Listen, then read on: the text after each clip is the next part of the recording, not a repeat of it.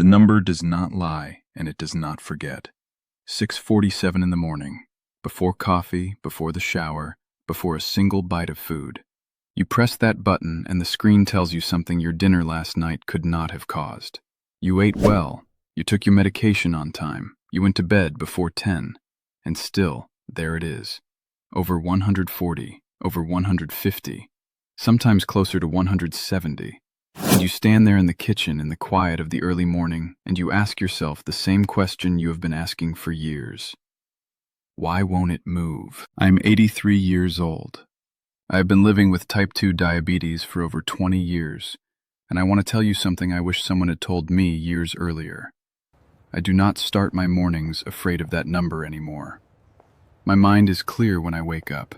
I move through my day without the weight of that reading sitting on my chest. That is not luck. That is something I figured out, slowly, by paying very close attention to what happens to my body during the hours no one is watching. If your morning number has been the one thing that refuses to cooperate no matter what you do during the day, then what I'm about to share matters. Not because it replaces what your doctor has prescribed, it does not, but because there is something happening between midnight and sunrise that most people with high fasting glucose have never been told about. And once you understand it, the number stops feeling like a mystery. Stay with me. Because the part that surprised me most is not what I eat during the day. It is something I started doing the night before. Here's what took me years to fully understand. That morning number, the fasting reading you take before you have eaten anything, is almost never a reflection of what you ate for dinner. By the time you wake up, dinner was 8, 9, 10 hours ago. What you are seeing is not dinner's legacy. What you are seeing is your liver. While you sleep, your liver does not sleep. It has a job. Between roughly 2 and 4 in the morning, your body begins preparing you for the day. Cortisol starts to rise, growth hormone pulses, and the liver, responding to those signals, releases stored glucose into your bloodstream. Researchers call this the dawn phenomenon. It is not a disease. It is a normal physiological process that happens in every human body. But here's where it goes wrong for people over 60 who have been living with insulin resistance for years.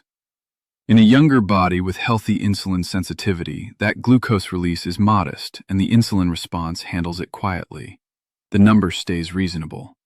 But when your cells have become less responsive to insulin, when that lock and key mechanism has been stiffening for decades, the liver does not get the signal to slow down. It keeps releasing, and the insulin that is supposed to clear that glucose from your blood cannot do its job efficiently. So by the time your alarm goes off, that glucose has been sitting in your bloodstream unchallenged for hours. That is the real story behind the morning number. It is not about willpower. It is not about what you ate at 7 in the evening. It is about a liver working overtime in the dark and a body that has lost some of its ability to put the brakes on. And here is what frustrates me. I've been seeing doctors for over 2 decades. I've sat in appointment rooms with nurses, endocrinologists, general practitioners, smart people, careful people, people who genuinely wanted to help me. But not one of them ever sat down and explained this mechanism to me in a way that gave me something to do with it. Not because they were hiding anything. A retired physician friend of mine put it plainly. A clinic appointment is 7, maybe 8 minutes. The doctor is managing 3 other conditions in that same visit, looking at your numbers, adjusting your prescription, and moving to the next patient. There is no time to walk through the biochemistry of what your liver does at 3 in the morning. So you leave with the prescription and the instruction to watch your diet, and the morning number stays exactly where it was. What I'm going to tell you now is what I found when I started doing my own looking. And the thing that finally helped me starts the night before, not the morning. Subscribe if nobody has explained this to you before. There is more coming. And drop your fasting number in the comments. Just the number. I read every one. You do everything right. You eat clean, you take your pills, and the next morning that number is still too high. I know that frustration. I lived it for years. They never tell you about the morning rise, your sugar climbing while you sleep, no matter what you did the day before.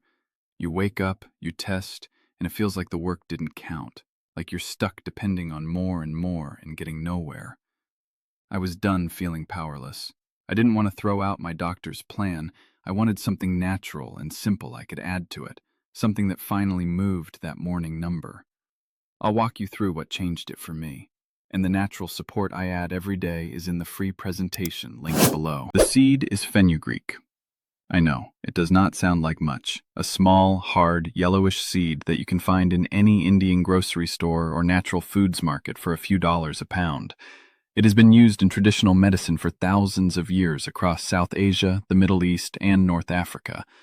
But what matters here is not tradition.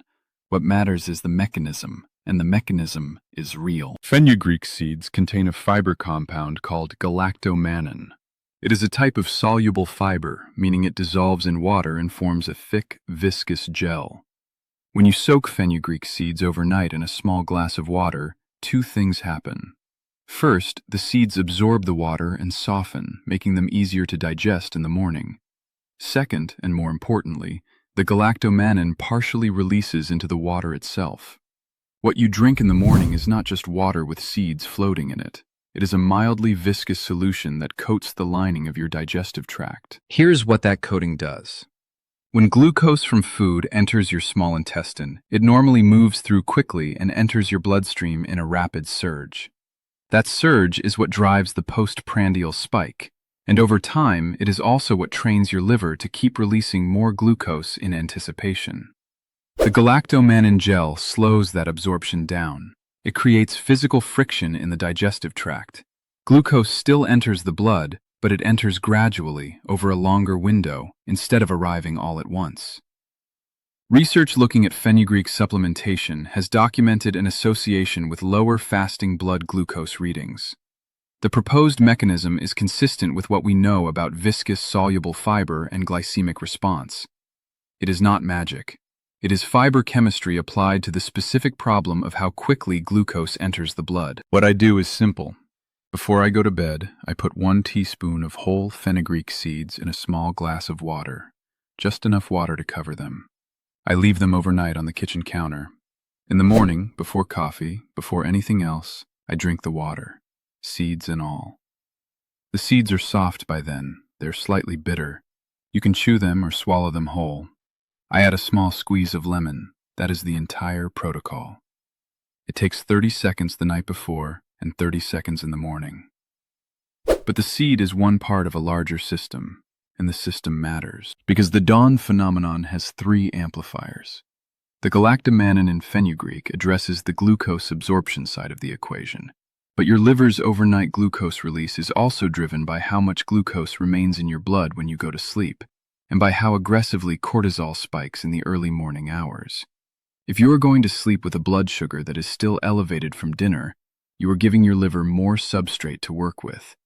And if your sleep is fragmented, if you are waking at 2 or 3 in the morning and lying there for 40 minutes before you fall back, your cortisol curve is larger and earlier than it should be, which means the liver dump is bigger. This is why I also take a short walk after dinner. 10 minutes, around the block, or if the weather is bad, around the living room. A physical therapist who specializes in older adults explained this to me years ago, and the research backs it up clearly. When your muscles are moving, they pull glucose out of your bloodstream through a pathway that does not require insulin at all. A transporter activates at the muscle cell surface purely from physical movement. You are not relying on a system that may be sluggish. You are using a completely separate door. The glucose your dinner produced gets cleared more efficiently before you go to sleep, which means the liver starts the night with a lower baseline to work with. And the third piece is sleep itself. Studies have documented that even a single night of poor sleep, 4 or 5 hours instead of 7 or 8, is associated with a measurable increase in insulin resistance the following day. One night, not weeks of bad sleep. One night of fragmented rest can push your fasting number higher the next morning through the cortisol pathway alone. A bedroom temperature between 65 and 68 degrees supports the drop in core body temperature your brain needs to enter deeper, more restorative sleep. That is not complicated to fix. A programmable thermostat, a fan, a cooler blanket, the fenugreek seed, the 10-minute walk after dinner, the cool bedroom. These are not 3 separate things. They work on 3 different points of the same overnight process: glucose absorption, baseline glucose at sleep, and the cortisol curve that controls how hard your liver works in the dark. At 83, I walk to the market on Tuesday mornings. I tend my garden in the afternoon. I cook my own meals. I see friends. These things are possible, I believe, partly because I stopped treating my blood sugar management as something that only happened during the hours I was eating. My evenings are part of the system now. My nights are part of the system. And my mornings are quieter for it. I think of a woman named Dorothy, 78 years old, retired school teacher from a small town in Ohio. She had been on metformin for 11 years. Her fasting number was consistently between 145 and 165, even when she stuck carefully to what her doctor prescribed. She told me she had stopped expecting the number to change. She had accepted it as just the way things were. When she started soaking fenugreek seeds at night, adding a short walk after her evening meal, and addressing her sleep temperature, her fasting readings began moving within 3 weeks. Not dramatically in a single morning, gradually. By the end of the first month, she was regularly waking to readings in the 118 to 125 range. She did not change her medication. She did not change her diet dramatically. She changed what happened between 9 at night and 7 in the morning. She told me the most surprising part was that she had been managing her daytime habits for over a decade, perfectly, and nobody had ever mentioned the overnight window. Dorothy is not a clinical case study. She is a pattern I have seen repeated in different variations too many times to dismiss. When people start addressing what the liver does while they sleep, the morning number responds. I want to stop here and say something directly. If you are on medication, metformin, insulin, a sulfonylurea, anything, these habits are not a reason to stop. They are designed to work alongside your treatment, not in place of it. Talk to your doctor before making changes. Show them your numbers. If your readings start improving, that is a conversation to have with your physician about what it means for your plan. The decisions about medication belong with them. There's something I want you to sit with for a moment.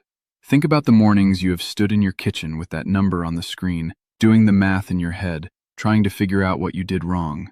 The dinner you did not eat, the walk you forgot to take, the bread you should have skipped, and finding no answer that made sense because the answer was not in your dinner. The answer was in your liver, working through the night without a signal telling it to slow down. You were not failing. You were missing information that nobody gave you. That is not your fault. But now you have it, and the morning number is not a verdict on your discipline.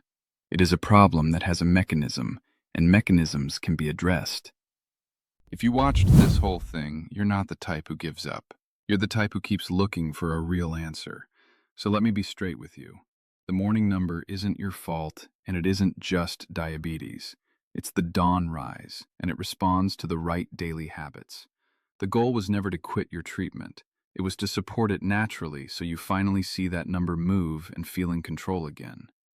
Alongside the steps I showed you, I take a simple, natural support every day to help keep my blood sugar in a healthy range. Affordable, easy, and it works with my doctor's plan, not against it. The free presentation is in the description below. Go see it for yourself. And keep your doctor in the loop. This is support, not a replacement. Everything I have shared today is based on general nutritional and physiological research that I have followed carefully for years. It is not personal medical advice. Your situation is different from mine. Before you make any significant changes, especially if you are managing other health conditions or taking medication, please speak with your doctor first. That is not a disclaimer. That is just the right place to start. The seed, the walk, the sleep. Start tonight.